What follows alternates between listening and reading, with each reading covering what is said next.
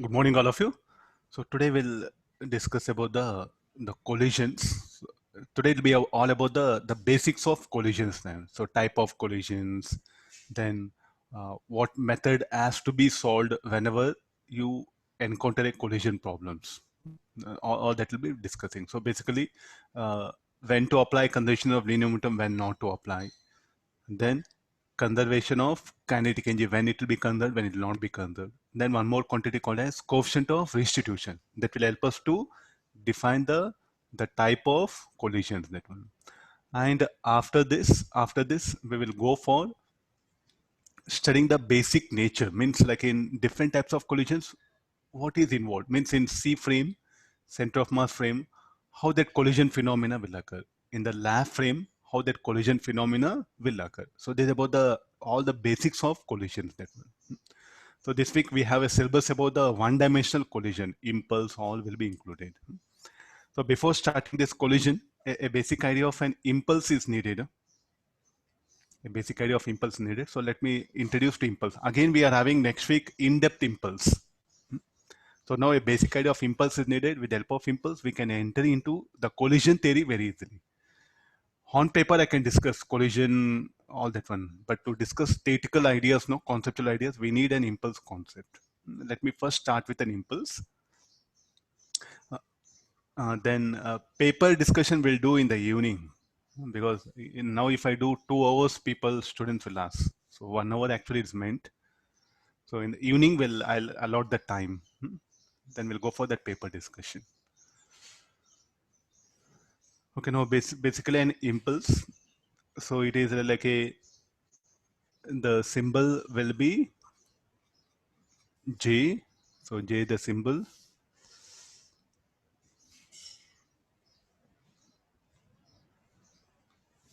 J is the symbol what we use. Linear impulse, better called linear impulse. Angular impulse, linear impulse, that we are going to discuss the linear impulse here. Now, as we know that the force F is equal to dp bar by dt. Then this F dt is equal to dp bar. Let me integrate on both sides. F bar dt is equal to dp bar. Then this is the interval of time. So 0 to delta t, you write it. This interval will be very small. This will be pi pf. Initial momentum of system, let it be pi. Final momentum, let it be pf. So therefore this will become j, or time being, let it be as it is. F bar dt 0 to delta t. This will be pf minus pi. So what is impulse? An impulse is equal to change in momentum. Now this will be pi integral of f bar dt 0 to delta t equal to pf here. A very generalized form of this is pi plus that everything is what I'll call j equal to pf, or in generalized form is this one. Initial momentum equal to plus or minus j equal to plus or minus f, that one. The impulse can be positive or negative. So when an impulse acts on a body, there'll be a change in momentum. An impulse acts on a body, there'll be a change in momentum. So this can we rewrite once again. So pf minus pi, what it should be equal to delta p. When an impulse acts on a body, there'll be a change in momentum. Now, what is impulse? Force acting for duration of time. Again, there are 4 ways we can categorize. No, large force acting for small duration of time. So, which force, under what conditions an impulse is set up? Means first case, large force acting for small duration of time.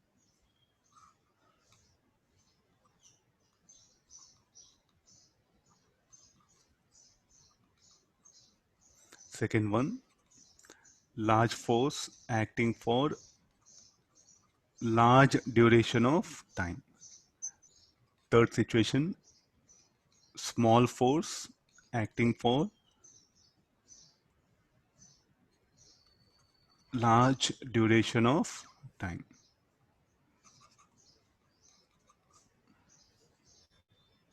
Fourth one, small force acting for small duration of time.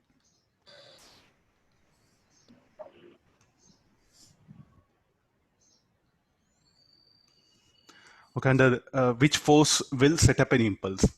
Only the large force acting for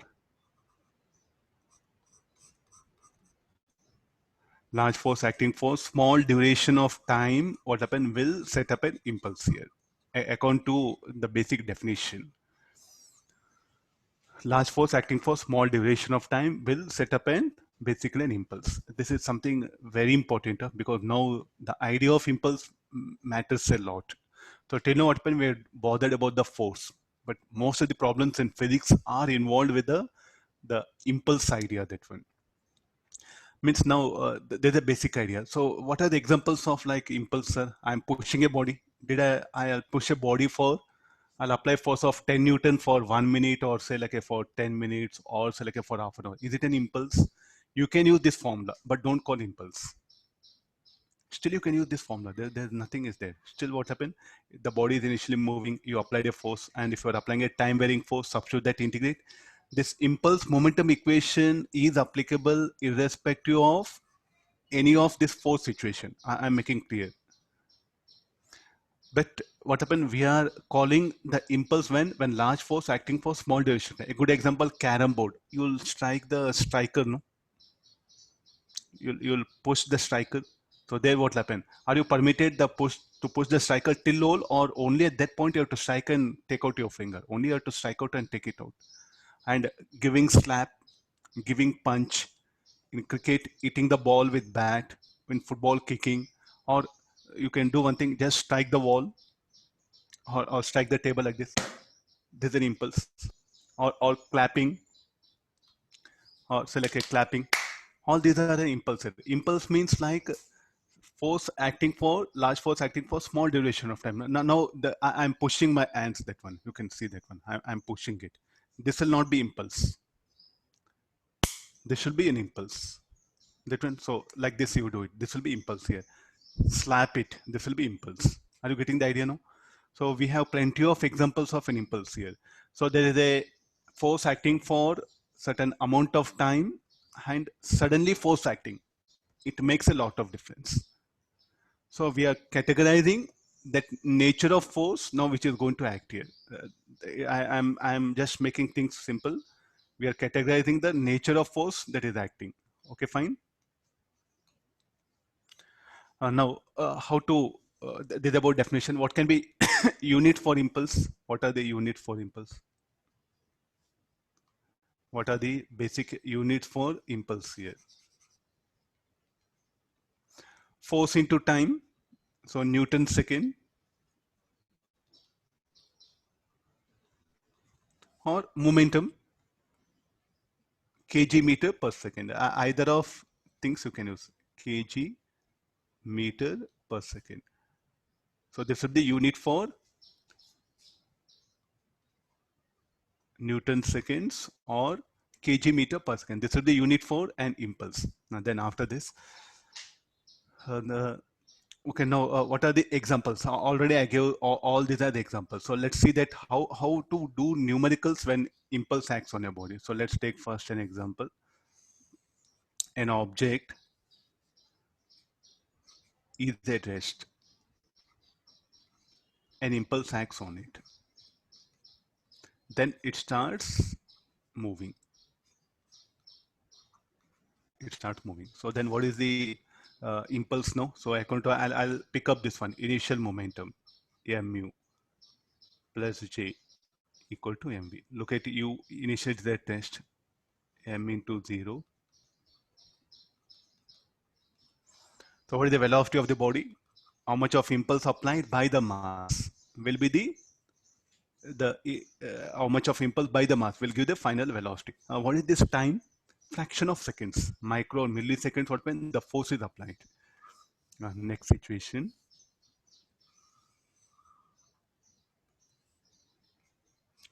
If body already having initial velocity and an impulse acts, and it will acquire a resultant velocity v. Now the equation will become mu. How the impulse is acting in the direction of motion, in the direction of initial momentum. So therefore that impulse you have to take it positive. And finally look at the final momentum. It's there in the direction of initial momentum. So therefore that should be positive. So when to give sign, if the initial moment, if the final momentum in the direction of initial momentum, the final momentum should be taken positive. If the impulse acting on system is in the direction of initial momentum, then the impulse should be taken as positive.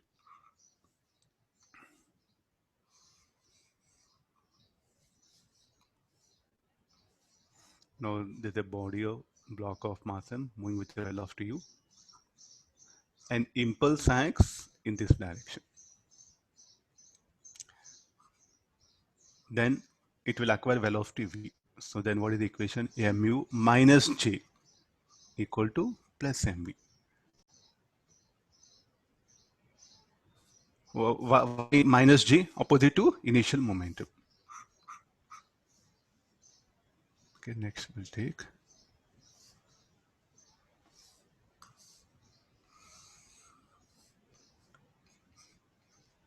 body is moving with a velocity u towards right, and impulse will act. Due to impulse, it will change direction of motion. So mu minus j equal to minus mv. Is it fine? So like this, the sign for j for initial impulse and final momentum depends upon with respect to initial momentum. Sir, what happens if the impulse doesn't act in the line of action of initial velocity?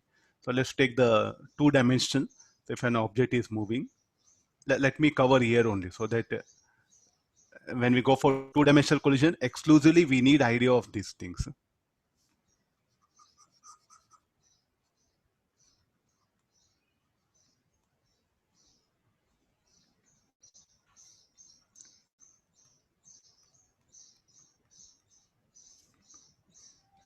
There's a block. It is moving on a surface. This one top view. This is top view.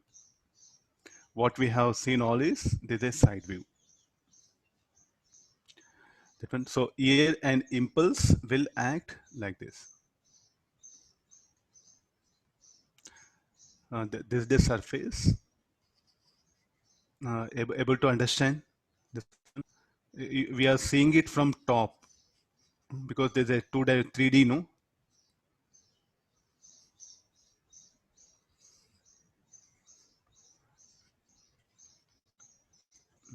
How mg will act into the plane of vapor.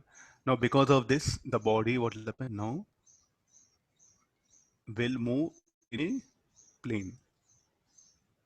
Now, along x-axis, mu, so this is jy, you write it, mu. Any impulse acts along x-axis, check it. Impulse along x-axis 0. So therefore, Vx mu plus j equal to mvx. So Vx equal to u. Then along y-axis, initial momentum along y-axis, impulse will act, and mvy. Initial velocity along y-axis 0, and jy is non-zero. So therefore, this will be m0 jy equal to mvy.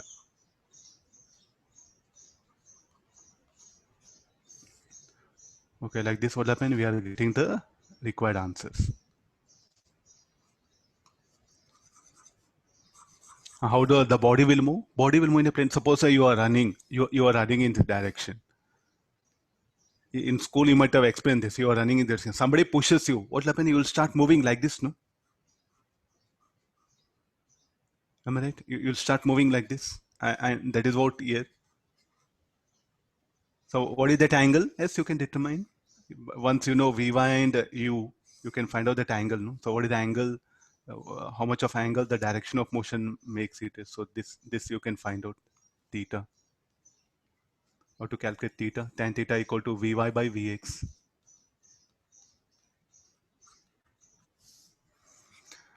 So this will discuss exclusively in two-dimensional collision. So just time being, I gave that one because now this week is only one-dimensional. So I'll stop the discussion for two-dimensional impulse here only.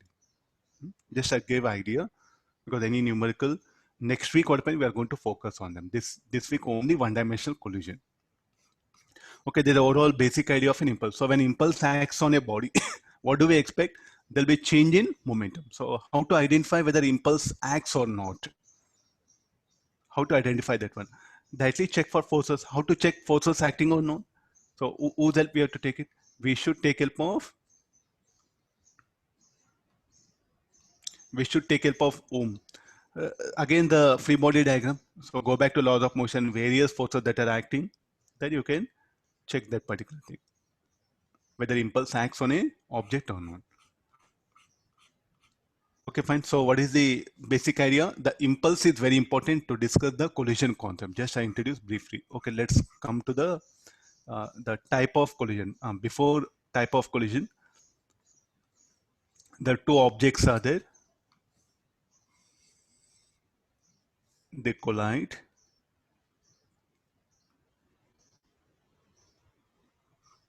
These are the two spheres are there. They'll collide here. Now, when they collide, and what is the time for which they'll be in contact? Fraction of time. Suppose you throw a ball against a wall. For what time the ball will be in contact? For a fraction of time. So what we define is, we define a quantity called as a common normal. I think all of you know now what is a common normal. Common normal, common tangent. So what is the here common normal? I'll draw a common tangent. I'll draw a common tangent. Then perpendicular to common tangent is what? A common normal. And in what direction that normal contact force will act? The normal contact force will act in the direction of common normal. So this is common normal.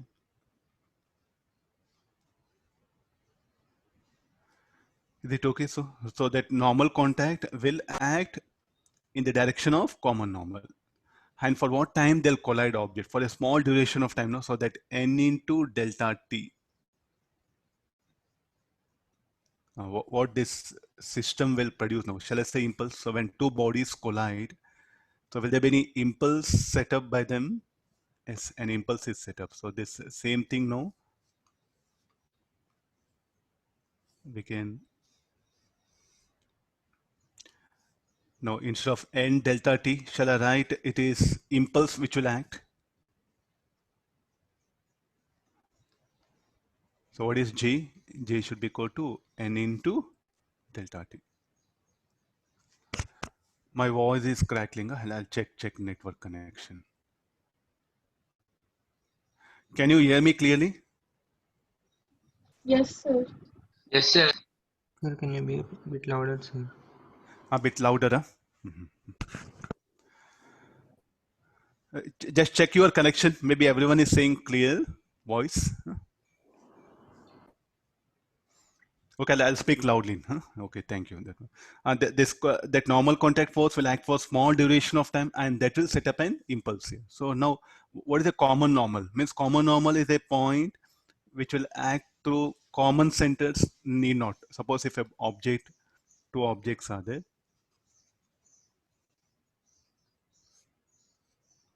The colliding objects, let it be of different shape. Where the center of this will be here. Center of this will be here. So there are two lines are there. So this is the common normal. This will be the common tangent. This is the common tangent. This is a common tangent. Then what about the common normal? Common normal will come here.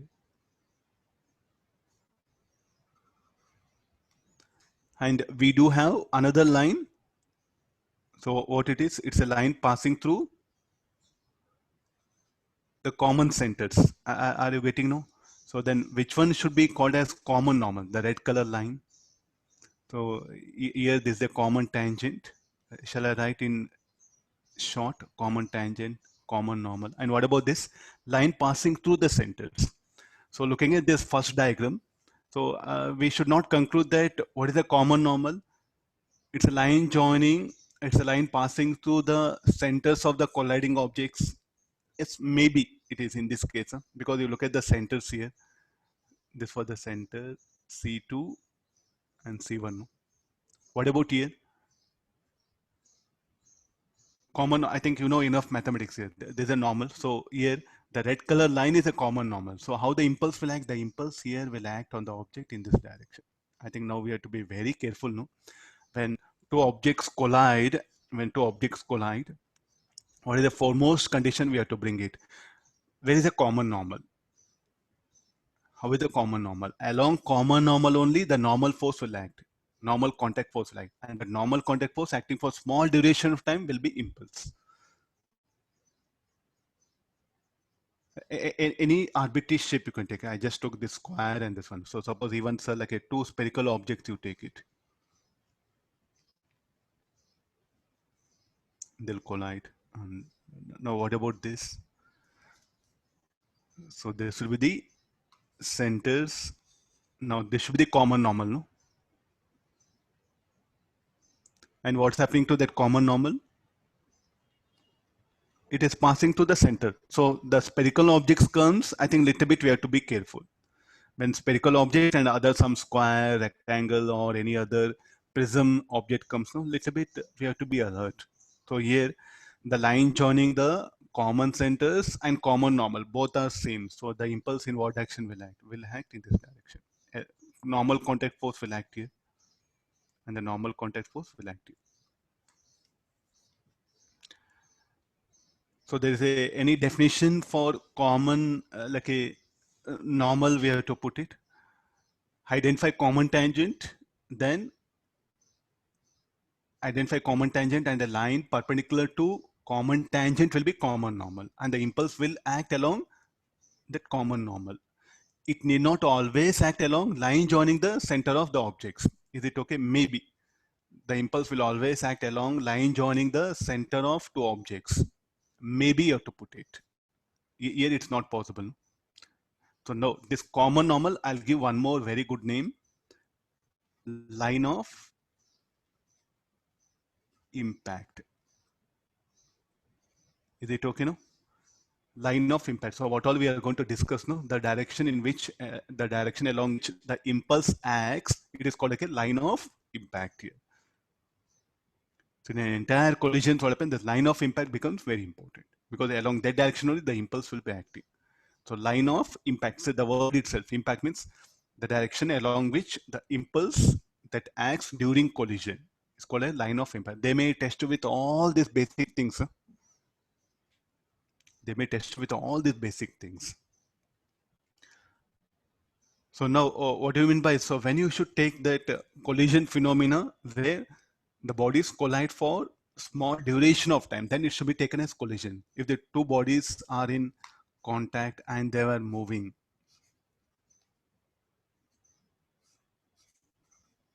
I'll already we have seen this such numericals. I'll apply force and they're moving.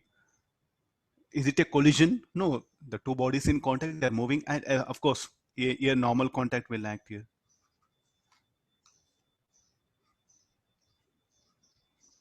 So let me take for 1 hour, I'll post this for 1 hour that normal contact. So will you call this phenomena collision? The answer is no. So what is a collision? The two bodies are not in contact.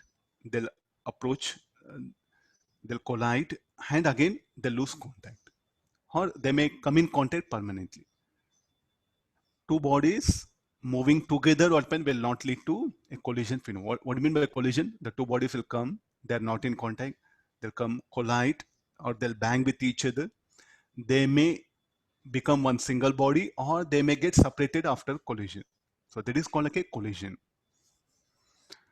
Okay, let's go for now the, as our syllabus is one-dimensional collision. So let me stick on to that topic here. So there's a horizontal surface. So there are two bodies are there. So first we'll start with the elastic collision.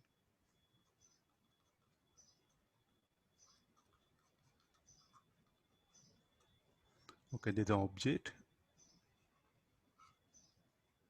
m1.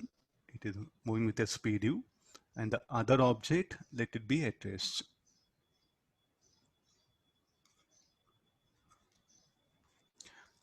So let's analyze. So elastic collision. So this is like elastic bodies, perfect elastic bodies. So finally now, so this is a test. So this will come and collide.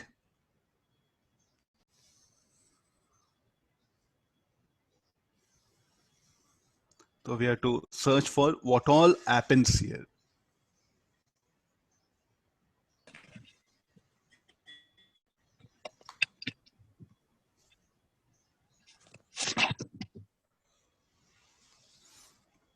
The moment they come in contact,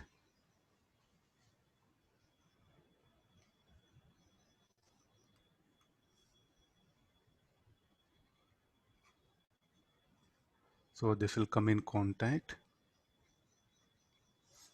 When it comes in contact, anything should happen. The way, impulse will start acting. Impulse will start acting. What direction that impulse we have to take it. This is a test. The impulse will act. So next diagram I'll show that an impulse will act. And the moment impulse acts, what is impulse? Like a force, no? That normal force acting for small duration of time.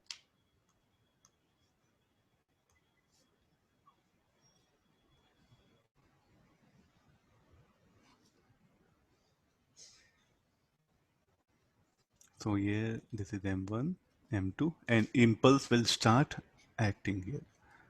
The moment impulse starts acting, so this will acquire some velocity, say V1 dash. And this will start moving V2 dash. And see that I shown some deformation. They'll undergo deformation. Then like this, the deformation will continue.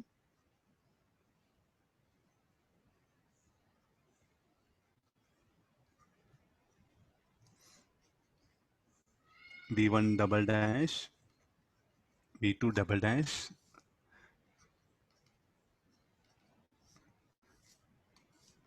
And finally,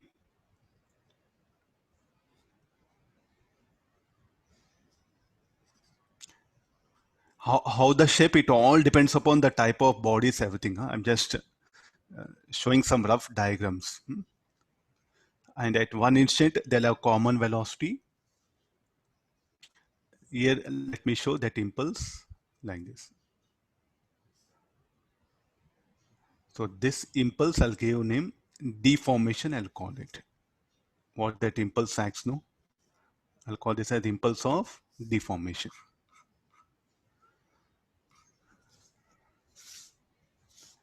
Now, both will have common velocity. So you can say really we have enough concepts we have covered related to this.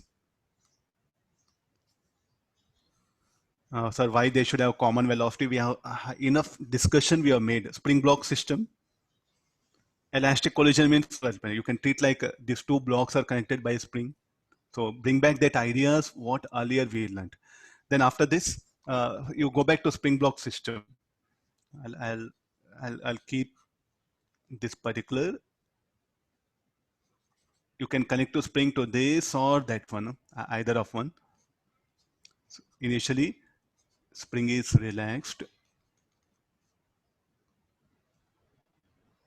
Impulse of deformation. Impulse of deformation. Okay, now this spring what will happen? It's relaxed. It will go and collide. So now the moment it starts come in contact, the spring will come in contact. Still, it is relaxed. Now, what it will do? It will compress. The spring will get compressed. So we'll get a spring force kx1, kx1.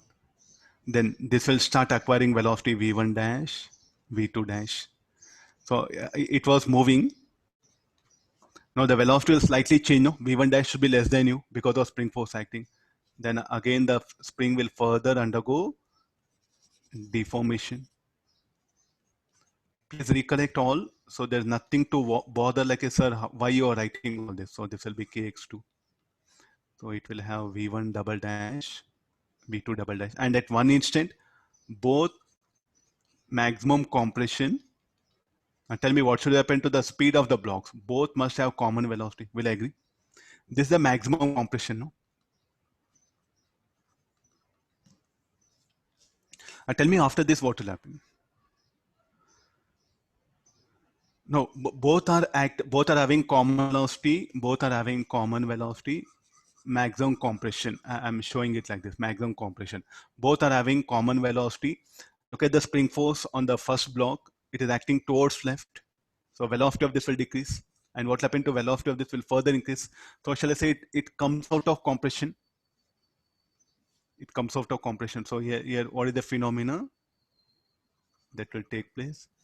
It will be compression only, but not maximum compression. So here if I take it x3,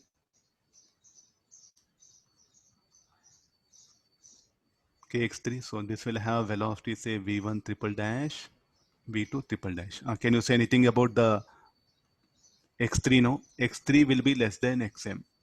x2 will be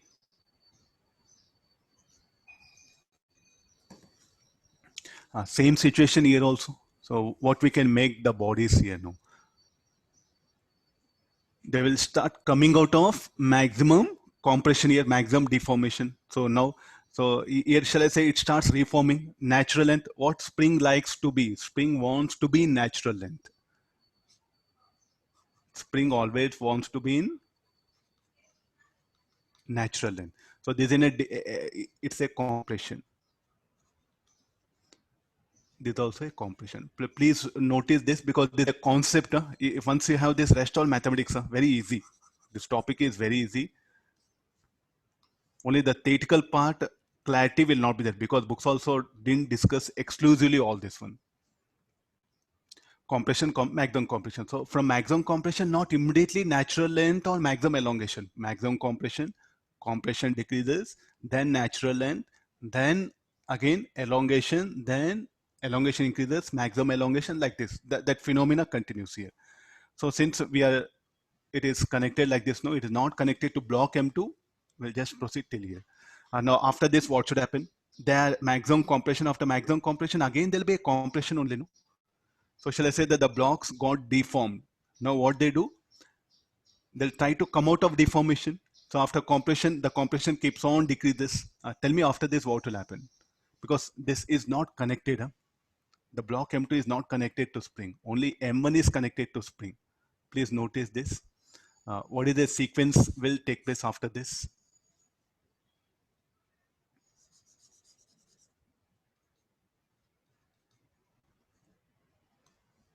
The theory I'm taking help of the blocks. What all the theory I'm trying to discuss now, I'm taking help of the spring block system. After this, what should happen? The blocks. I don't have space there, so shall we take like this? The blocks lose contact, compression keeps on decreases, and at one instant, if the velocity of the block is V2, velocity of the block is more than this, then it lose contact here. So here we'll have finally V1, this V2, and x equals 0. So altogether, what happened here? The blocks came, collided, or so like a spring got compressed, maximum compression, then compression decreases, and finally the block M2 will lose contact from the spring. The same situation here gets repeated. So after this,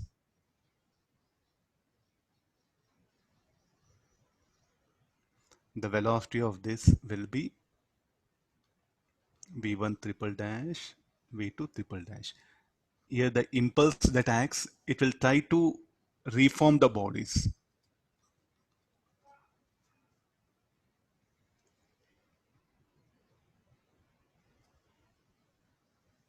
One more, we'll take it.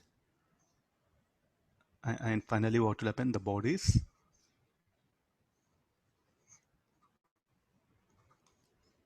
This will acquire velocity V1. This is V2. This I'll call only J. It will be much easier for us. This everything is what you can call process of reformation. This above one phenomena, you can call that as deformation. So what is JR and JD? JD is impulse of deformation. And what is JR?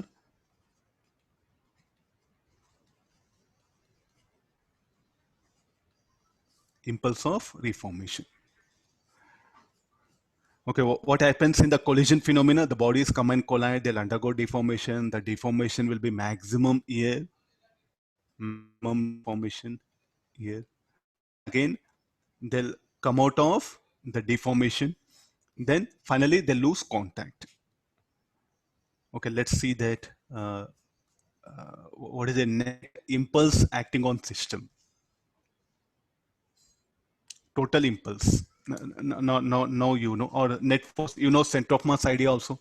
So this J, normal contact acting for small duration of time, is what? The impulse, no?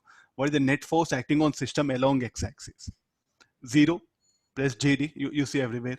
Plus JD minus JD, plus JD minus JD. Here plus J minus J. Here what about plus JR minus JR? And finally, they lose contact. So what is the net force acting on system along x? 0. Or net impulse is 0. If impulse 0, momentum is conserved. Or force 0, momentum is conserved. Can I apply conservation of linear momentum? Yes, the answer is yes. We can apply conservation of linear momentum. So first equation I'm bringing. The net impulse acting on system along x-axis 0. So therefore momentum is conserved along, since we are discussing motion along x-axis, so I'm writing like this. Or if you're getting confusion with impulse, so write fx here. So what is the initial momentum of system? m1u, m1u, m1 v1 plus m2. Since we are discussing along x-axis, I'm not writing that v1 bar, v2 bar. So this is the conservation of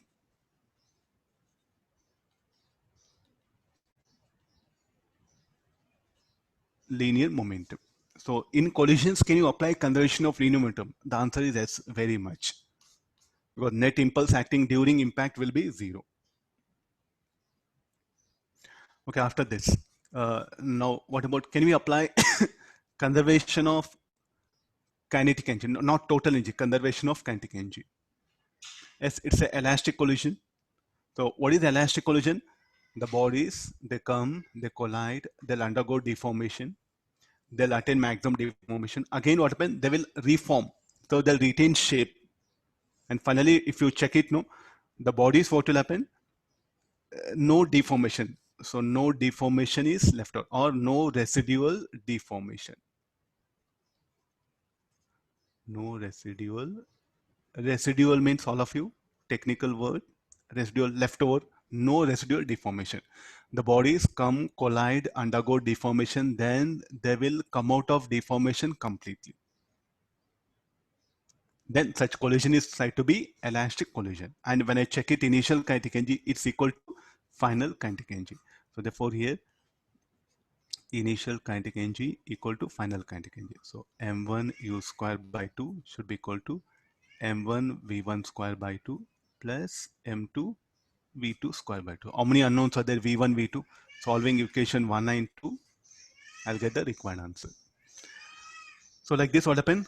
If a collision occurs, elastic collision occurs, we can apply conservation of momentum, and kinetic energy is conserved. I should not say kinetic energy remains constant. Any reason for that? So we'll take help of, look at this. So what's happening to kinetic energy of system? It keeps on decreases. Kinetic energy, I'll write it in short, kinetic energy of system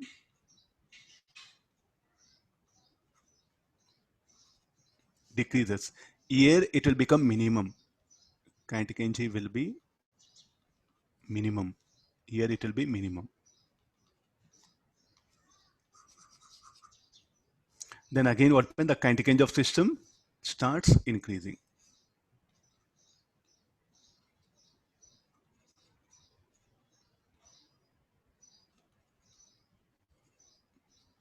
And this is the final kinetic energy. And this was initial kinetic energy. And what will happen? Initial kinetic energy is equal to final kinetic energy. So what's happening to kinetic energy of system? It decreases. Where that decrease in kinetic energy gone, converted into increase in potential energy. Sir, I'm not seeing any spring. If the body undergoes deform, nothing but what happens? Elastic potential energy increases. Or we call that as deformation energy. Here, that's why I just brought the spring idea. Are you getting that one? Here, in what form the energy is present, in what all form energy is present, in the form of kinetic energy and also deformation energy. The deformation energy, you can call it as elastic potential energy. So here, the deformation energy will be maximum. So the kinetic energy decreases, the decrease in kinetic energy got converted into increase in deformation of energy. Then again, the system starts reforming. Means the body starts undergoing, trying to retain the original shape. So the potential energy decreases, kinetic energy increases. Finally, what initial kinetic energy, the same kinetic energy it will possess. So what about potential energy here? Will be zero. So therefore, what is the kinetic energy? Shall we say constant or conserved? Kinetic energy remains constant or is conserved. Kinetic energy is conserved, you have to say. If you say constant, I think there's a problem, no? So in elastic collisions, what happened to kinetic energy of system? Kinetic energy of system is conserved, not it varies. So it's not a constant. So in elastic collision,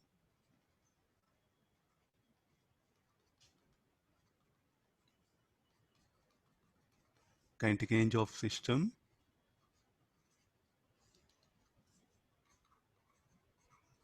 is conserved. That's all. But you should not say constant. Kinetic energy of in elastic kinetic energy of system is constant. Wrong statement, because it it is having some initial value, decreases, becomes minimum, then again increases, again attains the initial value. Finally, it attains the initial value. So therefore, conserved word is very important, not constant. Now, please do uh, analyze this. These are very important ideas. Because see, the whole 2 weeks will just revolve around this basic condition, nothing big. So no residual deformation. These are very important. Okay, let's see that how to calculate that deformation energy. Can we calculate that deformation energy? So I'll take help of these two. So let's take one example rather than this. So there are two objects are there.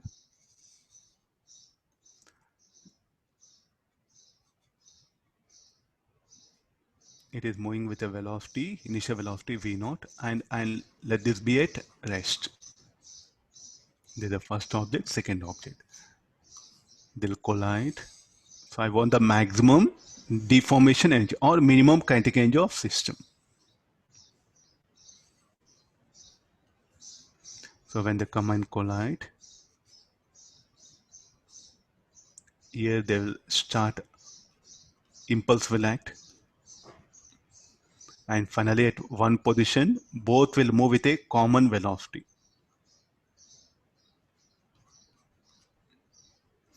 So here if you want, you can show like deformation. Then again,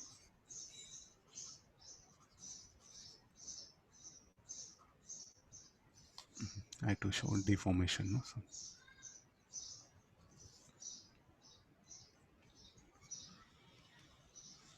So here it will be V1 double dash, V2 double dash.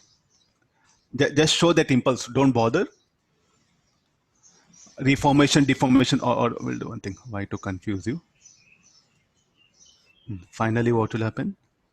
I'll see that this will come to rest. This will be moving with the same speed.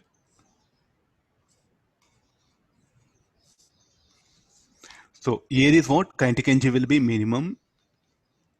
The deformation energy, I'll write ED. This will be maximum. What is ED? Deformation energy or potential energy.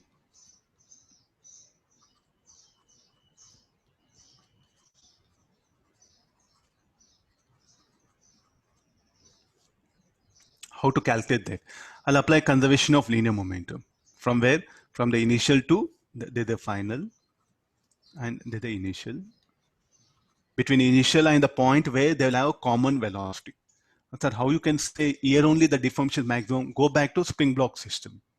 At maximum elongation or compression, what should be the velocity of the ends of the spring? Should have common velocity, and that should be equal to velocity of center of mass, recollect those ideas are very important. Applying conservation of momentum, mv naught should be equal to m1. Masses are same, no? We took same masses.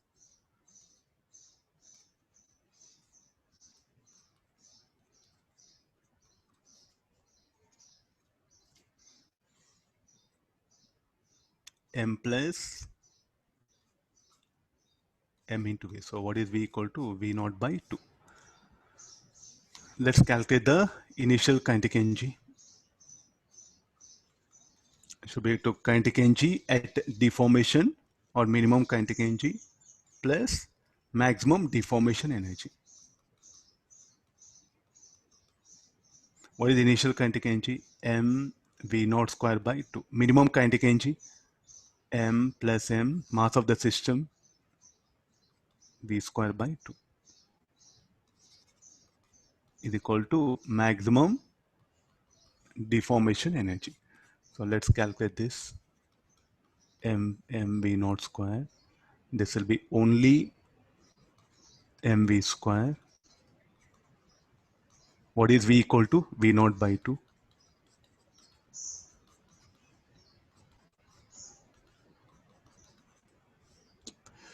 Oh, just wait, some symbols here. It should be like this. Huh? What I'm conserving here? Anybody? Total energy should be conserved, no?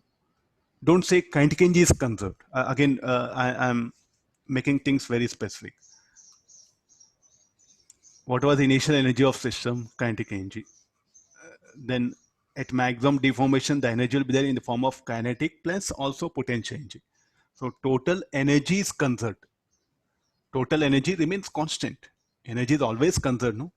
So here kinetic energy remains constant is a wrong concept. The total energy is conserved here. So that I'm applying it here. So now solving this, how much will get? This is equal to ED is equal to mv naught square by 4. What was the initial kinetic energy? mv naught square.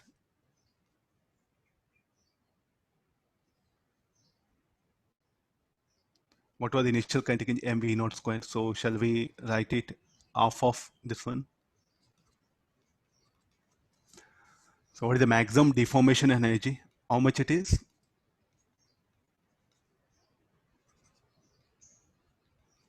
Which is half of the initial kinetic energy. So at this particular point, you missed a half over this.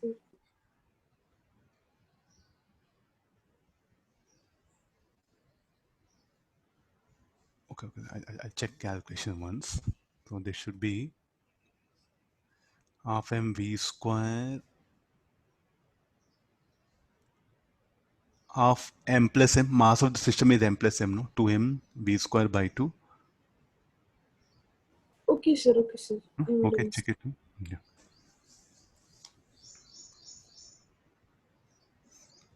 Okay, fine. So this is the maximum deform or minimum kinetic energy. How much will be? Half of the initial. Or what is maximum deformation energy will be this much. Sir, you took masses same. I'll take 1 kg, 2 kg. Okay, you do try it. Yeah, this is one example. I'm telling this one for this given situation. So how to calculate that maximum deformation of energy during collision? There's a method. Maximum deformation energy, or some books they call it as potential energy. Both are same. Okay, this is what overall happens in elastic collision. So kinetic energy remains constant is the wrong statement. Kinetic energy is conserved is what the statement I'm giving this particular proof. Now, so like both are moving, then both are moving also, then only at one instant both will have common velocity. What is the condition? The velocity of the one should be more than 2, then only can collide, no? Then only it can collide. So here to study this collision, so I'm to study the nature of collision, what happened? Definitely I need one parameter. So that I'll call it as coefficient of restitution. I'll go for now. So let me consider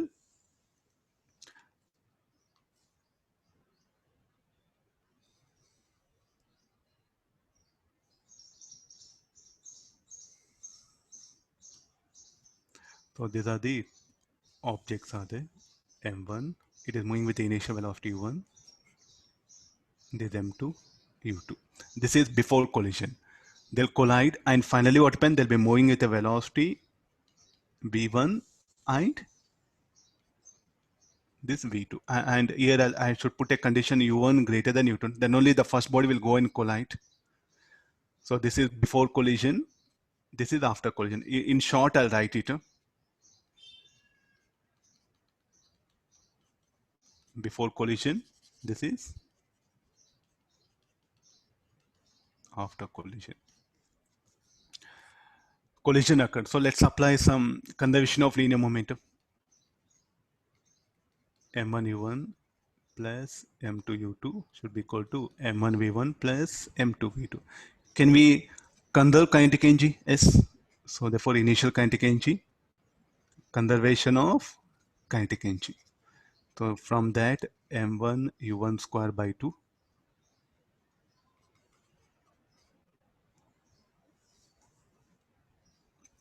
I'll first let me rewrite because I'm trying to go for some. So this will be M1. I'll take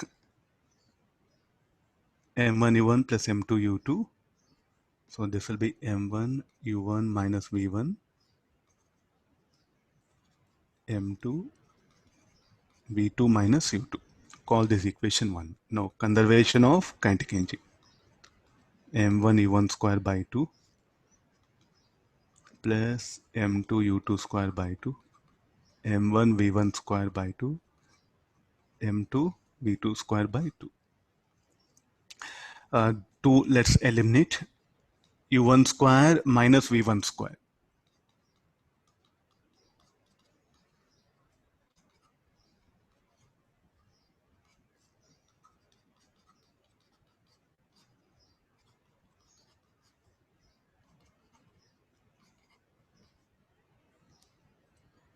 V2 minus U2, V2 plus U2. So let this be the equation 2. Let me divide these two equations. So M1 dividing 1 and 2. I'm just doing some mathematics. Let's see that what I'll end up. With what I'll end up is what? Dividing 1 and 2, I'll get U1 plus V1 should be equal to V2 plus U2. Or this I'll rearrange. U1 minus U2 is equal to V2 minus U2, or this will be further minus of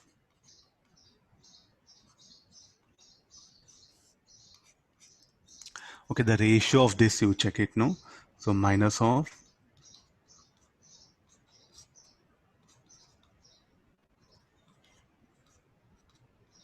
I'm getting equal to 1. So what is V1 minus V2? Looking at the diagram. Relative separation, relative velocity of separation. And what is U1 minus U2?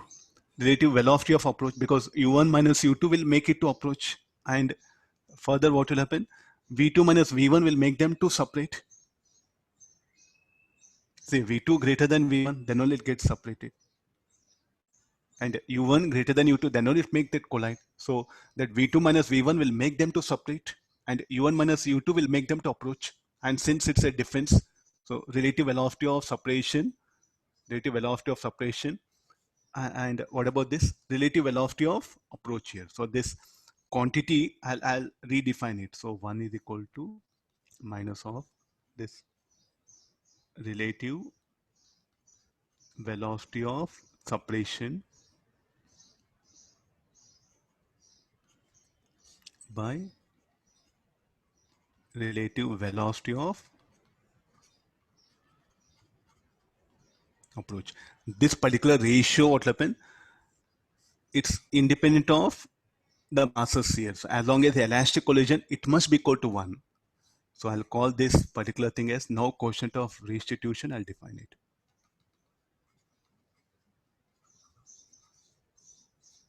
restitution.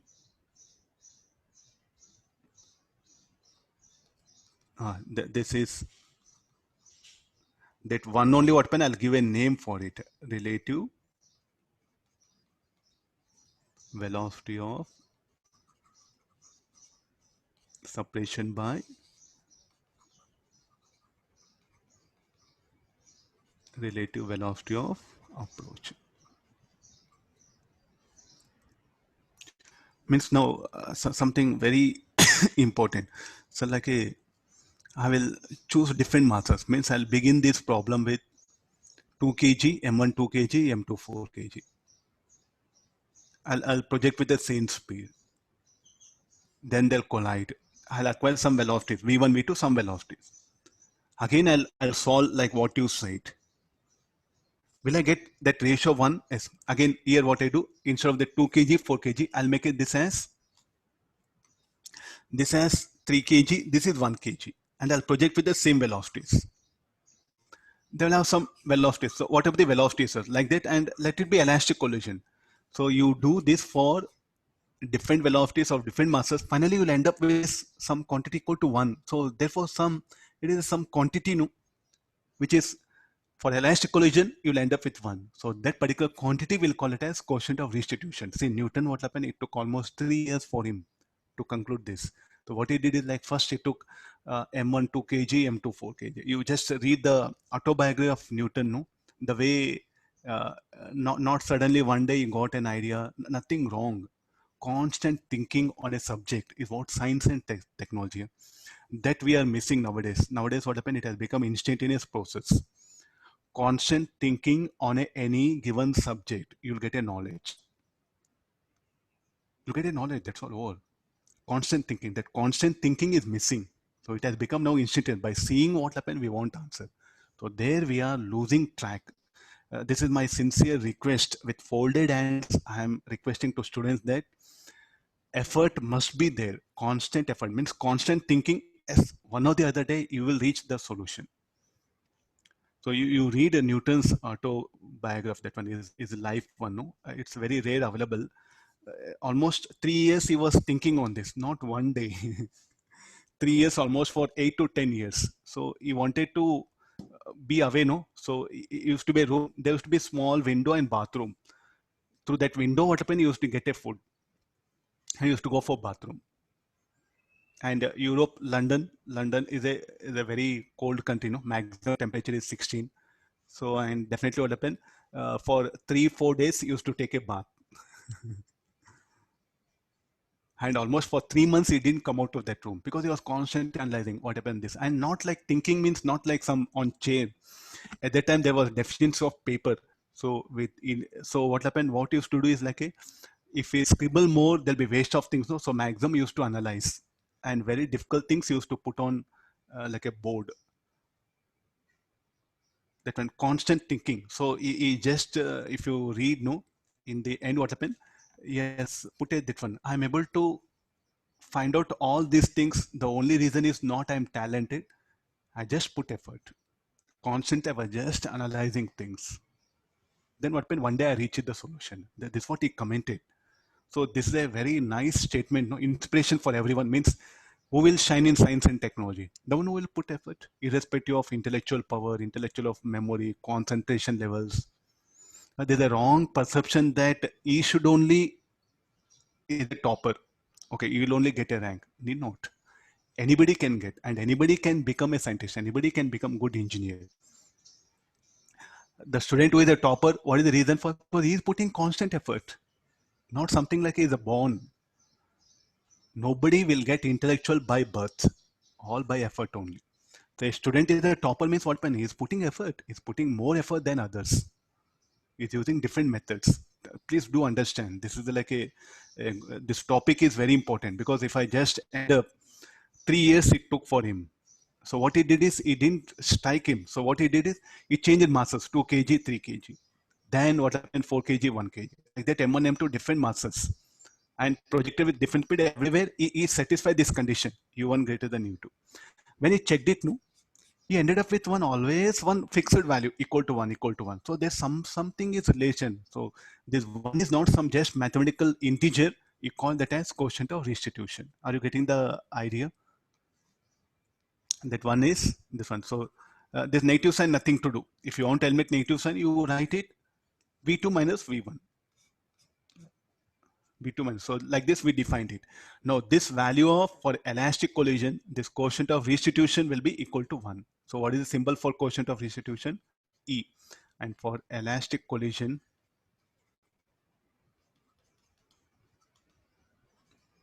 E is equal to 1. So every time we need not to do like this, directly check the value of E and proceed here. How to check the value of E? So further, I think we can calculate V2, V1, and we can make it out. And now let's come for this. Any other way of defining things? So I'll go back to this one. It's a ratio of impulse of reformation to impulse of deformation. What is impulse of reformation? The impulse that acts from maximum deformation to the final. What all that impulse acts from maximum deformation to the final state? Impulse of reformation. The body undergoes reformation. What all that impulse acts from initial position to maximum deformation? There is a deform, no? So the body undergoes here deform. Here it undergoes reform. So the ratio of impulse of deformation to minus JR by JD. Or this is ratio of impulse of reformation to. I'll leave it to student. If you want interested, you can put today effort. You can show that it is a ratio of impulse of reformation to impulse of deformation. So this ratio, it depends on them. So in elastic collision, what happened to JR equal to JD, it will become. JR will magnitude, JR will become equal to, JR will be minus of JD, that one. So JR will become equal to JD, magnitude in elastic collision. So like that, what happened? The idea of quotient of restitution, we have brought it. So let me go for inelastic collision now.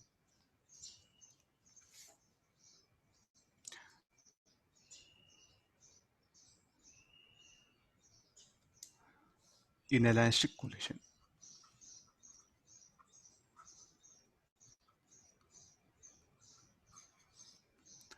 The value of E will be between 0 and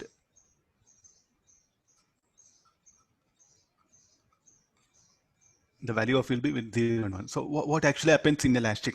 So what all we have to conclude about that one?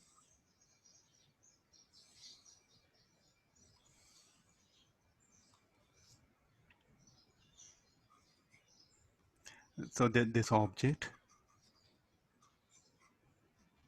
moving with a speed u,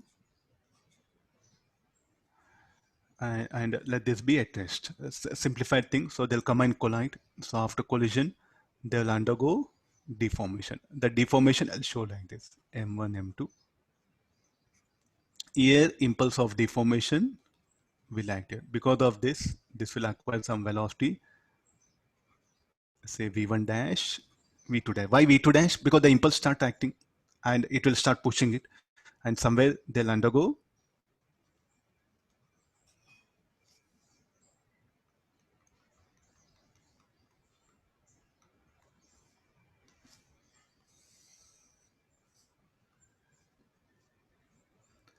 maximum deformation will occur.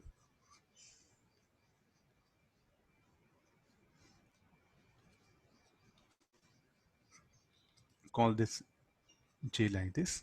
Then the impulse of reformation starts acting.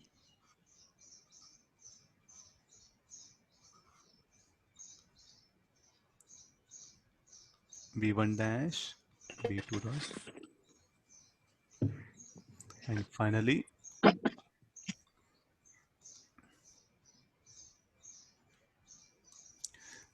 so here just make some observation. look at the initial shape of the object and final. So this is the V1.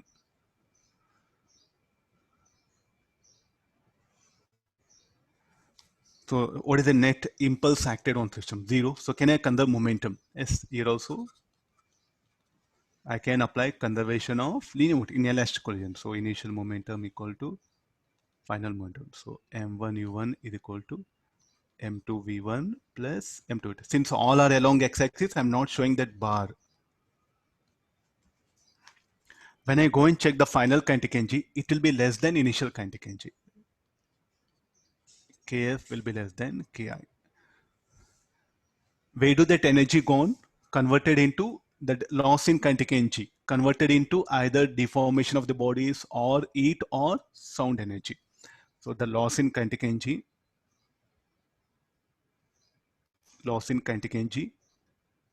is converted as increase in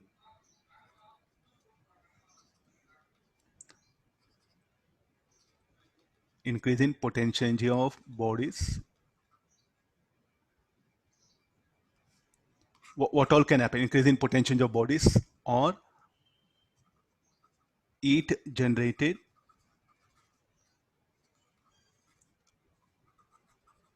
sound energy or even light energy. So in elastic collision, the decrease in loss in kinetic energy, what will be it converted? It can be converted only increase in potential energy of bodies. You can see some deformation is retained. You can see some deformation is retained. Or some sound will come. I think just throw a stone or throw any object. I'm dropping my mobile. Why sound came? In elastic collision occurred, the decrease in kinetic energy got converted into sound energy. It will be generated. Some cases deform. You do one thing, take some like a body which you can undergo deform, like a floor, hata, mix water, something, throw it. So after collision, what will undergo deform, no? Increase in potential of bodies. Heat will be generated in some cases. Sound maximum, what we notice, and light energy also. You do one thing, night you go and look at any boulder, big boulder.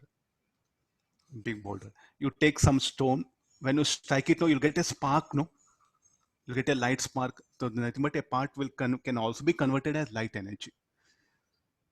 So what will happen? All four can happen, or any two, any three. So there's nothing. It all depends upon the situation. If the rigid body is almost very near to rigid body, increasing potential energy very less. Then the decreasing potential, decreasing kinetic energy of system will be converted into either sound or light. If the body is less rigid, then what happens? The light will not be possible. You take some soft object or you take any sponge ball, you throw it against wall. We don't get light energy, no, and we hardly get sound energy. The maximum will be increase in potential. It all depends upon the type of surfaces which they come and collide. With the bodies which are almost rigid, they collide, we get these two, sound, light. If the bodies are near to elastic, then we'll get these two, or sometimes all four. So it all depends upon the nature of colliding bodies, like which energy will be dominant. This is what happens in the inelastic collisions here. Means now, sir, can I apply still the same formula? Yes, even the formula is applicable. Quotient of restitution here also. So what is the formula? E is equal to velocity of separation by velocity of approach. Of course, u2 is 0 in this particular given thing. Substitute here, you get it. So when you check this and check the value of E, you'll end up with less than 1. But sir, how do I come to know? Because V1, V2 are unknown. What is the only thing that will help us? Conservation of linear momentum. But if you check it here, both V1, V2 are unknown. What about other equation? The other equation, practically they verified it. When they checked V1, V2, no, and they checked the initial kinetic energy, final kinetic energy. Final kinetic energy less than initial kinetic energy. So some energy lost, where it has gone. Okay, some other form. Then after getting the final kinetic energy, they brought V1, V2, and the substituted here, they got E less than 1. So with this, what I can conclude now, the value of E for inelastic collision will lie between 0 and 1. Elastic collision equal to 1. Inelastic, anywhere between 0 and 1. And for any collision, you can define it. There's nothing problem here also. So now here after inelastic collision comes. Conservation of linear momentum. Yes, you can apply. Conservation of kinetic energy. No. Then how to calculate V1, V2 unknown? Quotient of restitution formula. I think this is going to really help us a lot. This is really going to help us a lot here. So some deformation converted as increase in potential of body, or some deformation will be retained. This is what happens in inelastic collisions here. Okay, after this we'll go for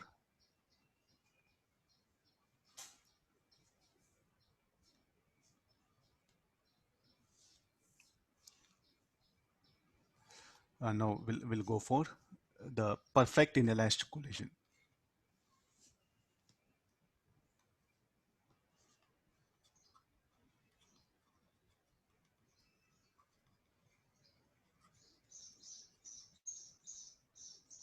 We don't have perfect elastic, just elastic, that's all.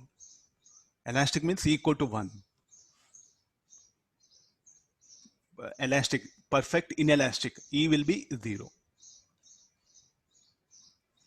The two objects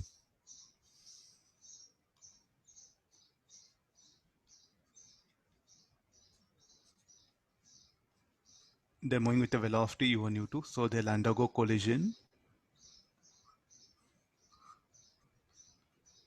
and they'll move with a common velocity.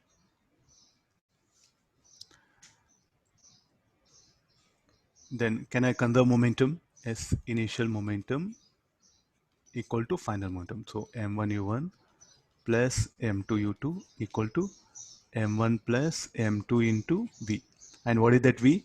Velocity of center of mass. So after collision, the objects will move with a common velocity that is equal to velocity of center of mass only.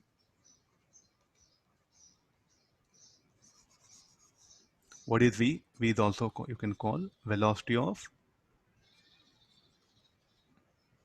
center of mass. Getting the idea? So this is nothing but equal to velocity of center of mass here. Now, if you check Kf, Kf will be less than Ki. What happened at delta K? The decrease in kinetic energy got converted into heat, potential energy, or sound, or light. It all depends upon nature of bodies, that which energy will be dominant. What is value of E? E will be 0, because what is the velocity of separation, relative velocity of separation? 0. So the value E will become 0. Perfect inelastic. And there's no rule that for E equal to 0, the body should stick to each other. When we go for two-dimensional collision, you can see that though they collide, they don't stick to each other. In one-dimensional collision, they must stick to each other. So in 1D collisions, for E equal to 0, the bodies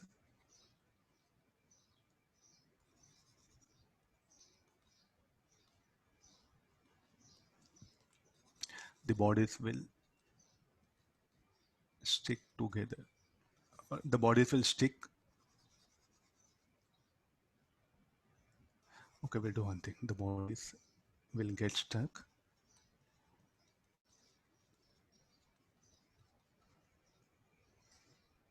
and move with a common velocity. And move with a common, what is that common velocity? Velocity of center of mass.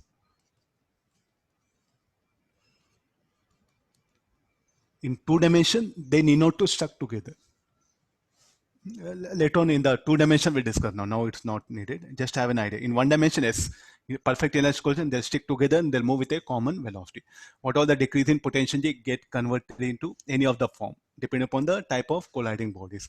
Okay, let's focus on that quotient of restitution. Once again, we'll come back. The value of E, quotient of restitution, what all depend. Nature of, so like a E will define now. Analysis of E. Well, it depends on the material, the type of material, anything. So shall we?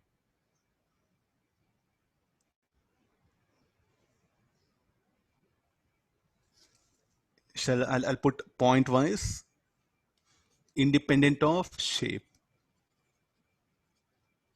independent of shape of colliding objects.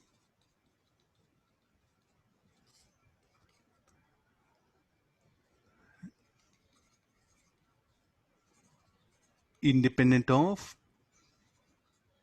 mass of colliding objects, mass of colliding objects. Exclusively depends on nature of material of colliding objects. Depends on nature of pair of objects, not for one object. We never define E for a object, for a pair of objects. Now suppose a wood collides with a wall. The wood and wall will have that, it's a pair. Then wood and glass, that pair will have value. So now what is another thing? Different pairs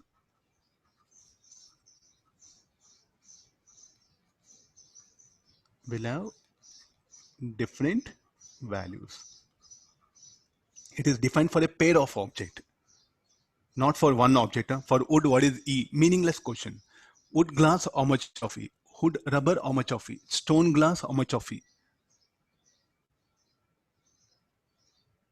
This is very difficult quantity to measure. So we have one more method of measuring it.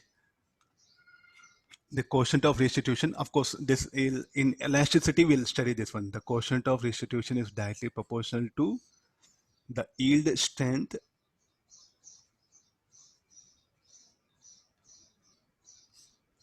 by elastic modulus.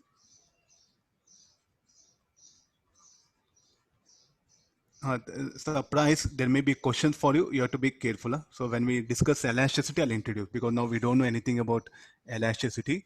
This is one more way of predicting the quotient of restitution.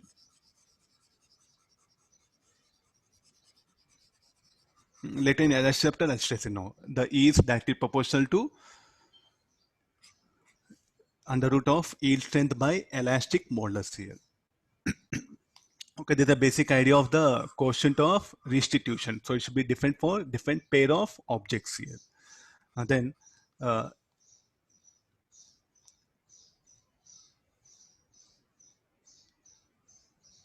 what actually happens during collision?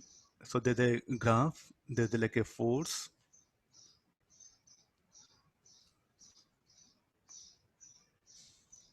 So the moment the bodies come in contact,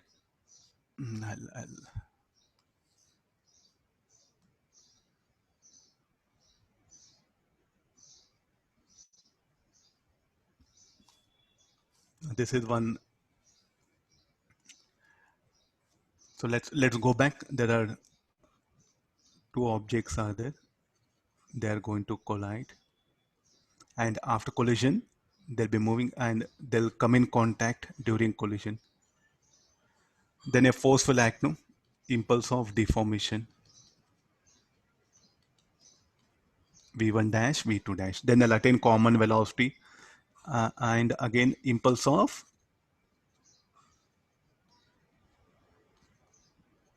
maximum deformation. Then impulse of reformation. So there's a way of thinking on a problem. Your collision phenomena always you should analyze. And finally,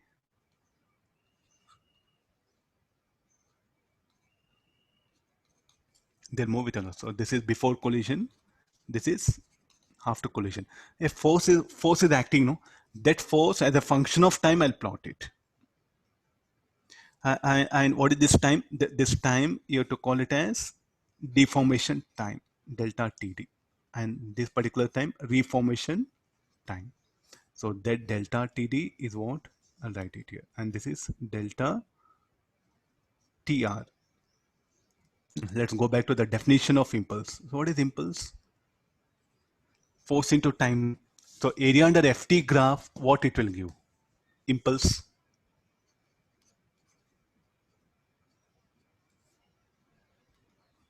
Will I agree this? Area under FT graph, because what is the basic definition of impulse? Impulse is equal to integral of f of dt. Can you remember? This should be equal to change in momentum. So this is what the impulse. So what is impulse equal to? Area under ft graph. So we do have areas. This is area 1. This is area 2. So what is another way of measuring quotient of restitution? I'll plot the force exerted by one object and another object. Sir, now you have to ask me, sir, this F is what? Force acting on first object or second object? I think now you know enough of laws of motion. Tell me, what is this F?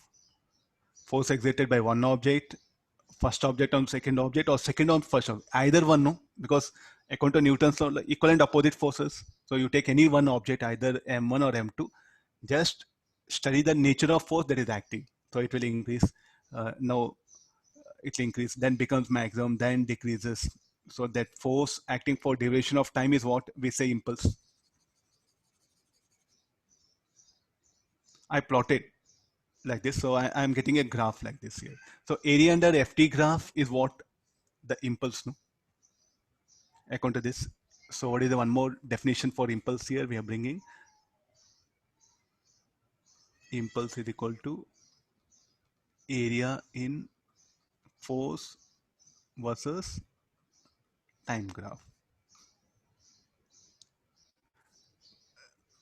What is the definition of impulse? Area, the impulse of deformation by impulse of, sorry, impulse of reformation by impulse of deformation. What is impulse of reformation here? Area under FT graph. So shall I directly go for area A2 in FT graph, area A1 in FT graph. If these two areas are equal, what does it mean? What type of collision? The negative sign will get eliminated. JR will be negative. When you calculate, JR will be negative. So don't bother that negative sign, because like a JR will be negative sign will come when you calculate. Okay, now let's come for this one. For elastic collision, for E equal to 1, A2 will be equal to A1. For inelastic collision, what should be A2? A2 should be less than A1.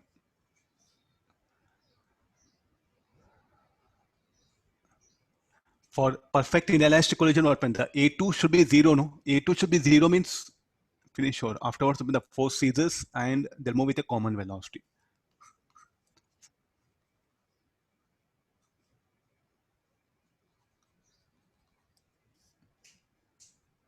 So now, so when collision occurs, if you plot the force acting on any one object as a function of time, then you'll get some graph of like this. With this graph, what can we calculate quotient of restitution? Yes, calculate directly the area under FT graph. Sir, how to identify which is like a A2 and A1? So we know here at this particular point what happened? They'll be moving with a common velocity, you know. So what happened to magnitude of force? It increases, becomes maximum, then start decreasing. Where it start decreasing, what happened? You break up. You break up that graph. You break up that curve into two parts. I shown blue and yellow color shaded line. So this will lead to impulse of reformation, deformation. This will lead to impulse of reformation. So there's one way of asking question for us. What is that? By area under FT graph, the force acting as a function of time on any one object. If I plot that graph, from that also we can determine quotient of restitution. Yes. So the graph will touch the x-axis at delta TR, no, sir? After delta TR.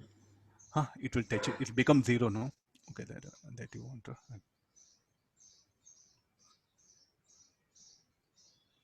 Because afterward they lose contact, no? F should be 0. Yes, sir. I'm just giving all theoretical ideas. You have plenty of good questions related to all this basic thing. Okay, now we have three types of collision.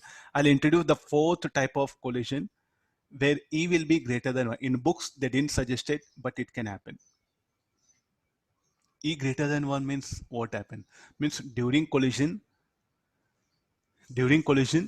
if energy is released, and that energy what happen if it is given to an object, taken by the objects, then definitely it will lead to that one. So we don't have any much numerical based on this, but it's practically possible. Books what happened, we didn't upgrade it. After 1950, they did experiment and where they have a situation where E greater than 1 also will come. Because when they plotted the graph, this A2 was greater than A1. How it happens? So during collision what happens, some internal energy of the object will be converted into increase in kinetic energy. And area A2, what happened? It became A1. We do have experimental analysis. In our books, what happened? We don't discuss. Theoretically, yes, E will be greater than 1 possible. Is possible, practically possible.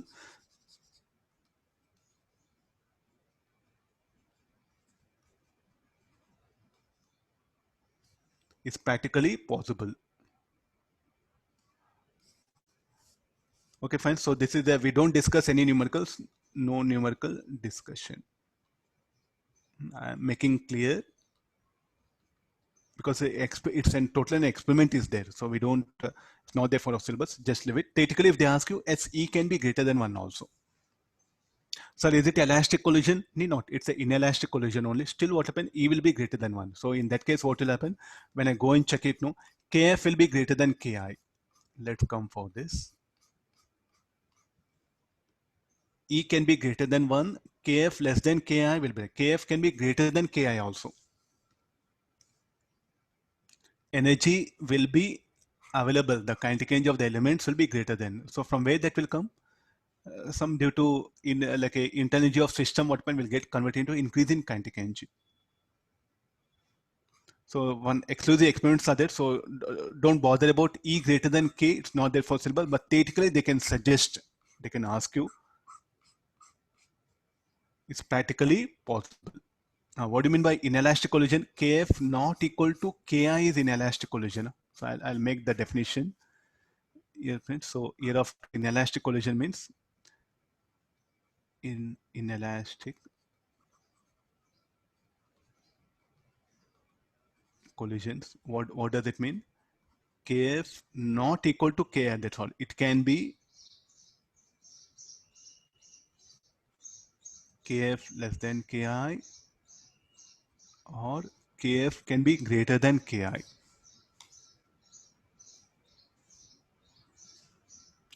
It's an example I can't give. It's an experiment. If it were, I would have given, no. It's an experiment, and we don't have the time to discuss that experiment. It will take some 2-3 hours. And just a theoretical proposal is what there. It's an experiment. It's available, which is not there for syllabus. No, I had to bind myself to the syllabus. Okay, don't get attracted with these things. Just this information. Just remember. Now, what is the advantage of this quotient of restitution? Let's go for. Let's take directly one problem. So there's a wall.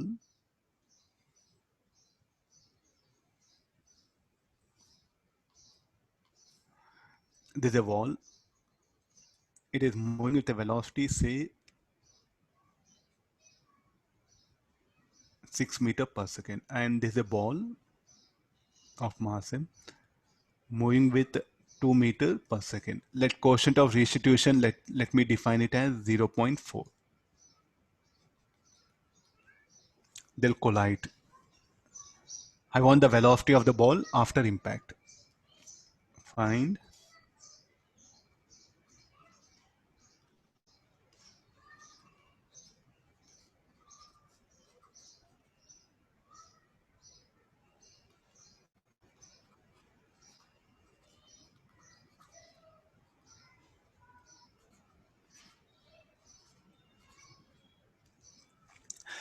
the velocity of ball just after impact.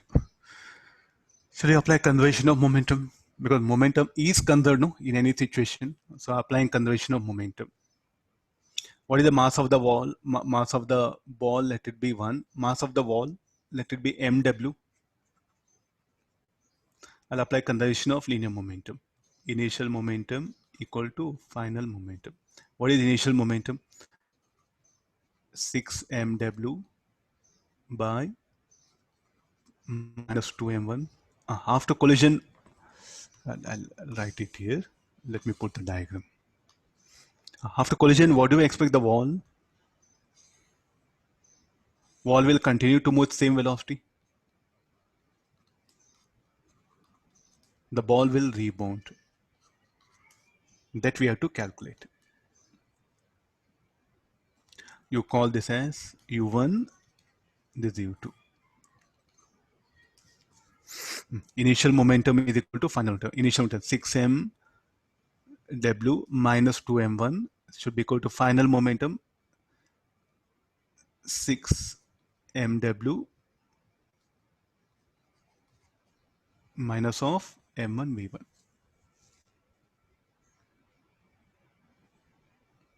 What is mw? Mw is what? Mass of the wall, no? Which will be infinity. So you should not bring infinity. Finally, what will happen? This infinity equal to infinity. We can't solve, no? Don't cancel out. Huh? Mathematically, many students will cancel out. If you cancel, then what you get? V1 equal to 2. But answer is not 2. So this is undefined, no? So this is a totally, we should not think. Yes, momentum is conserved, but mathematically don't try to express it. So how to deal this problem?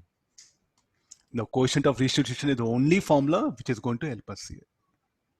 So here we'll bring the idea of line of impact.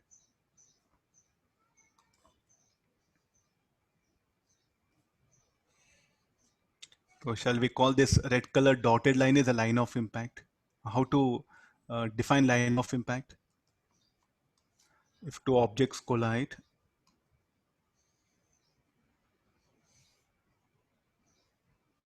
the common normal is what? Line of impact. This shall I give name? Line of impact. So along this direction only what happened? That impulses will act, no? So let's define this as positive. Towards right, let me take positive.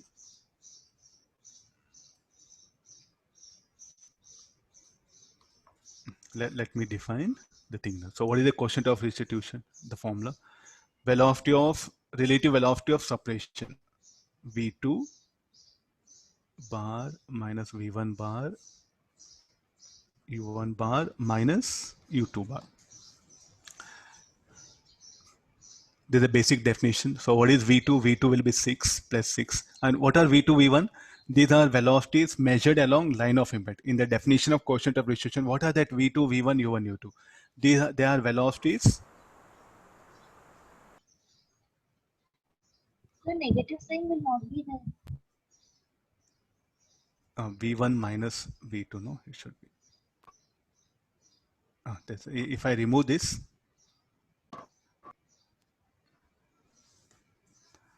it'll be like this, or we'll do one thing. This will be V2 minus V1, U2 minus U1. If you want to remove that negative sign, you can write U1 minus U2. Because often we'll forget that sign, no? I'll prefer this particular thing. Huh? Okay, that was the basic definition. We have defined it, you see. Velocity of, relative velocity of separation to relative velocity of approach. I'll take you back there. Yeah. Negative sign should come. If you write V1 minus V2, U1 minus 2, or you change V2 minus V1, the negative sign, what can get eliminated. So let me take out negative sign because the numericals we do try to forget in exam. So V2 minus V1 by U1 minus U2. I think from definition I'll comment. We have started like this, no? Is that okay, no? Minus of V1 minus V2 bar, I'll write V2 minus V1. What are these? These velocities measured, velocities of colliding objects. Velocities of colliding objects measured along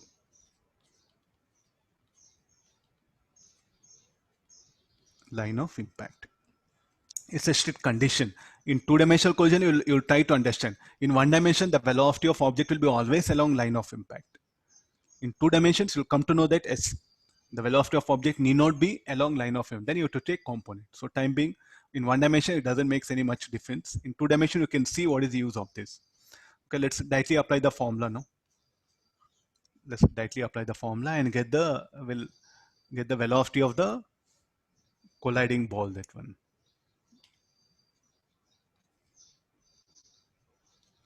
According to the formula, E is equal to V2 bar, velocity of the ball, plus 6 V1. I don't know sign. Suppose the unknown thing, if you don't know sign, don't put it, just leave it. The sign will tell us. If you get positive, towards right. If you get negative, towards left. Like this. This will be. Then U1. U1 will be how much? Minus 2. That of the wall, plus 6. What is value of E? E, how much I give? Equal to 0.4. Substitute here, no? 6 minus V1 minus 8. Anybody value V1? 9.2. 2.8. 9.2.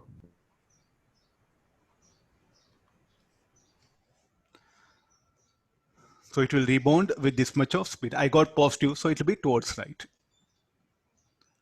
So the quotient of restitution is what helped us a lot here, because you can't apply conservation of momentum. We can't, and Kf is less than Ki anyway. How much loss in contingency, you should measure it very perfectly, then you can predict here. So this will be better approach, no? The quotient of restitution. It's having wide application. Okay, let's come for the center of mass frame. What all we discussed, collision, no? Let's analyze in C frame. Till now what happened, we just focused only on in the lab frame. In C frame, how things will be. Let me take first elastic collision. It'll be easy for us to first analyze with elastic collision. I'll take two objects. It is moving with a speed u.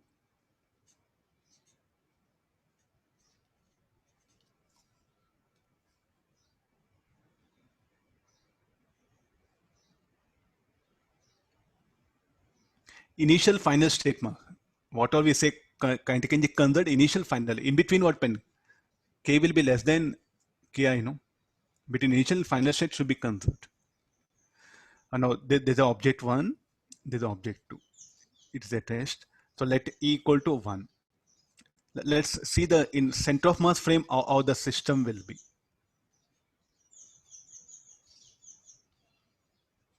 So the center of mass of system, let me give star mark. Here the center of mass will be moving with a velocity uc.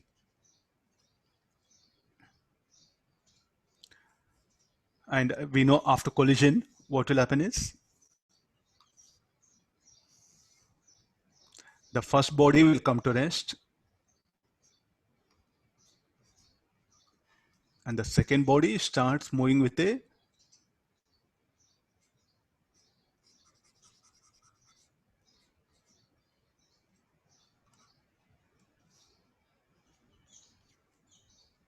and this will come to rest here. The first body will come to rest. Second body will move with the initial velocity of the first body.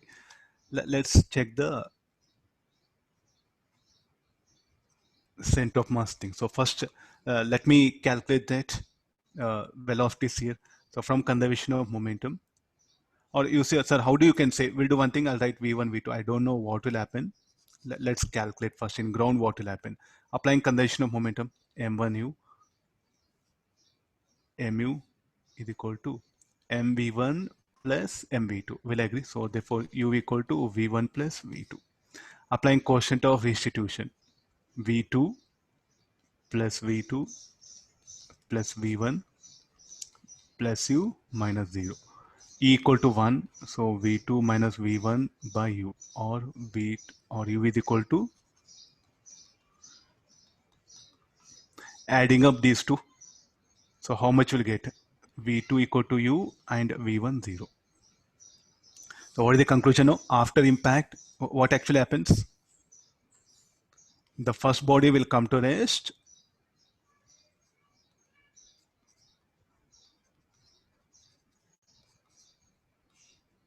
and the second body will move with the velocity of the first body.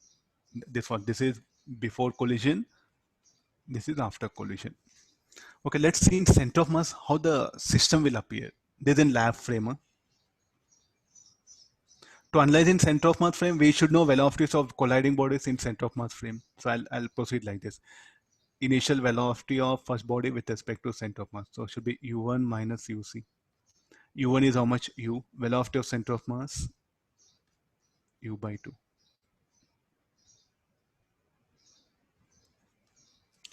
u2c should be equal to u2 minus uc. What is the initial velocity of second body? It was at rest, no? You can see from here, 0 u by 2.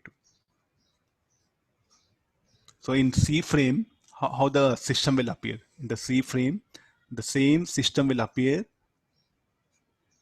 The first object will be moving with a velocity u1c, and the second object will be moving with a velocity u2c. Where we are doing in the C frame. So I think we have to put box like this. And in what direction the C frame is moving? In this direction. We'll calculate momentum with respect to center of mass. Initial momentum with respect to center of mass, m1 u1c minus mu 2c. And what are u1? So they should be equal to 0, no? So in ground frame, 2 is at rest, 2 is at rest, and 1 is approaching it. After collision, what happens? 1 will come to rest and 2 will move with the velocity of the 1. But in center of mass frame, what happens? They are approaching each other with the same speed u by 2. They'll collide. Okay, after collision, let's see what will happen. Till now, this is after collision. After collision, we have this is diagram.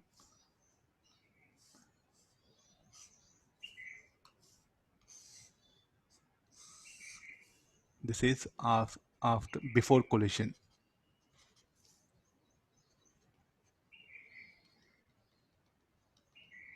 Before collision in C frame. After collision, so we'll calculate this one.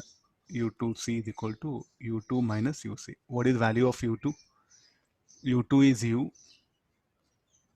by 2. What about u1c? u1, oh, so okay, this should be v, no?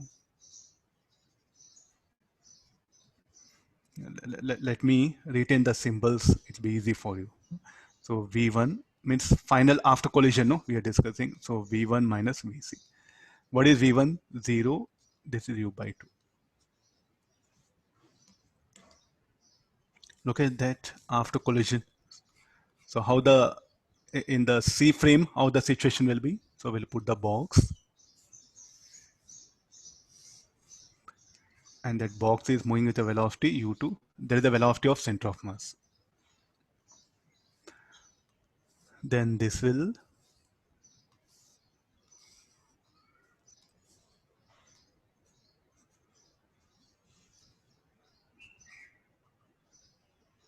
and this will be the center of mass.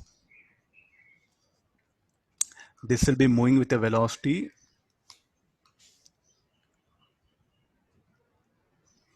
v1c. This will be moving with a velocity v2c.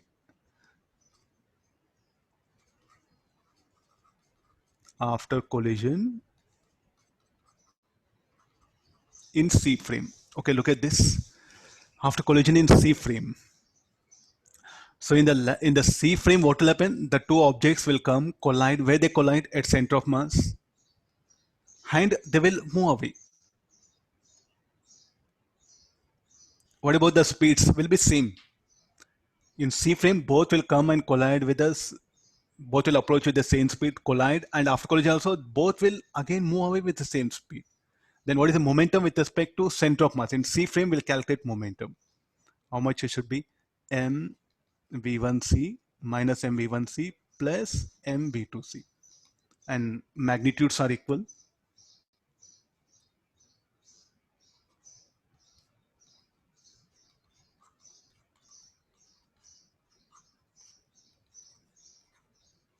So now shall we say momentum with respect to center of mass always zero? This is very, very important. Momentum with respect to center of mass will always be zero. You take off any system. I think already in center of mass chapter, I just gave one examples. Momentum with respect to center of mass, always zero. I think this is the very important thing which will help us to solve some of the problems.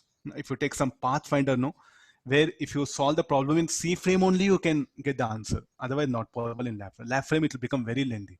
C frame is what the int for that problem. When we go for 2 dimensions, no, you can see that the collisions in lab frame very lengthy, lot of mathematics, very complicated. In C frame, it will be very systematic and very simple. But in our syllabus, maximum we discuss problems on on lab frame only. The 2-dimensional collision better to learn in C frame. It'll be much easier than the lab frame. 1-dimensional collision, okay, lab frame is advisable. Straight away will get answers. 2-dimensional collision, it's a C frame is what going to help a lot. I'm giving the best information on this one. 1-dimensional collision, take lab frame. 2-dimensional collision, better do in C frame. It'll be very easy for you to analyze the problem and very easy and flexible also. Better, I'm using word flexible, means less mathematics, you can get answers very easily. So momentum with respect to center of mass, always zero.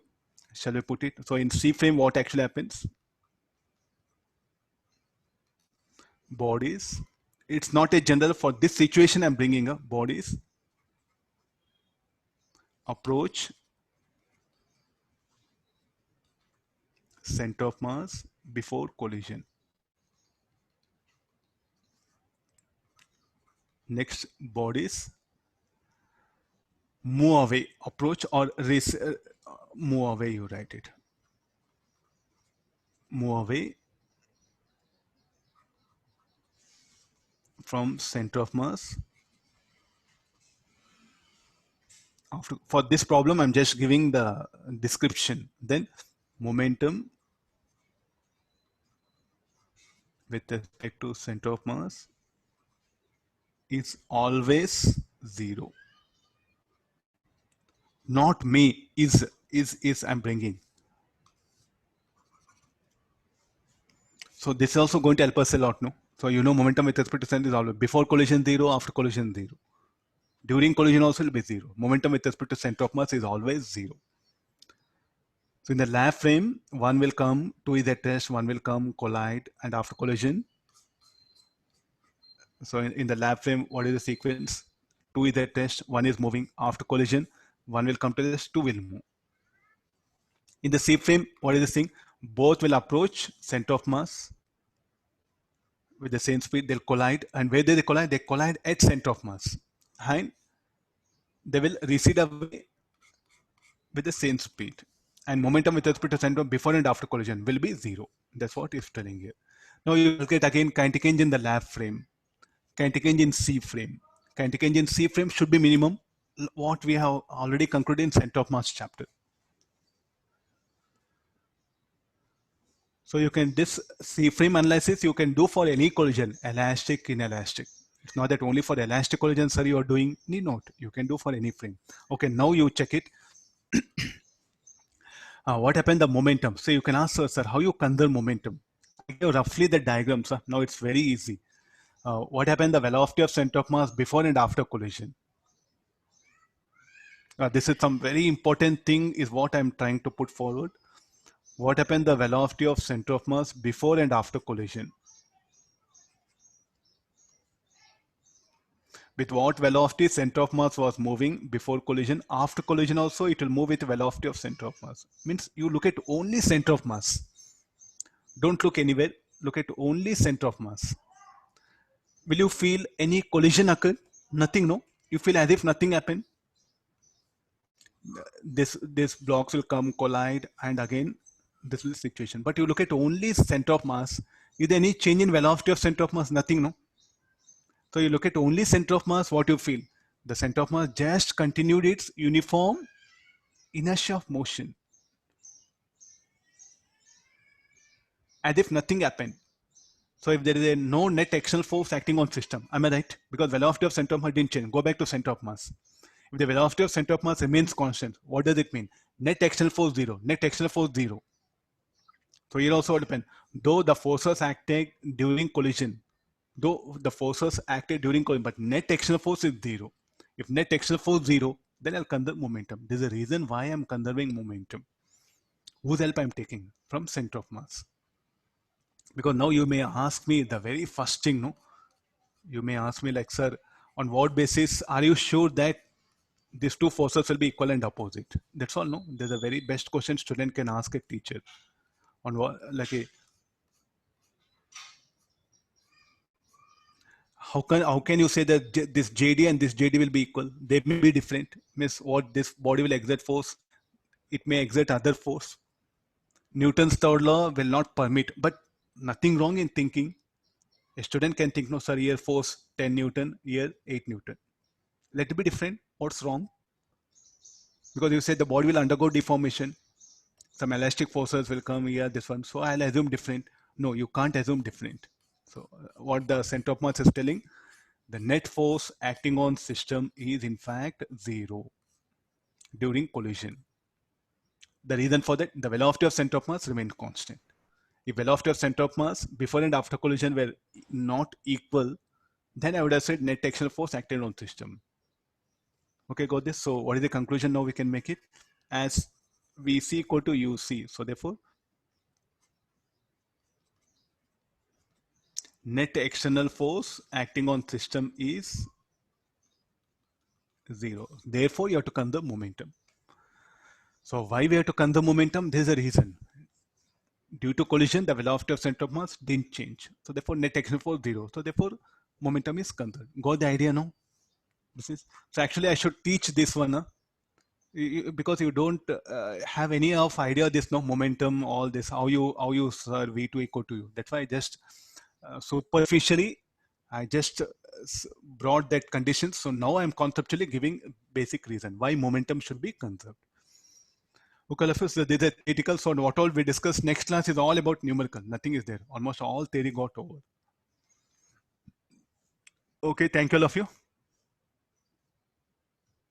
Thank you, sir. Thank you, sir. Thank you, sir. Thank you, sir. They will become internal. you, sir. The forces that are acting during collision will become internal to colliding objects. That's why I'm writing no net external force 0 here. So the forces that are acting during collision, they'll become internal forces. Thank you, sir. Okay.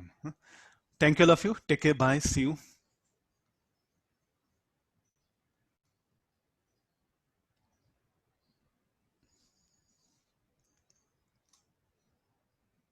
Evening class, I'll intimate. Evening class, I'll intimate time. Evening, we'll have paper discussion. Okay, all of you? Yes, sir.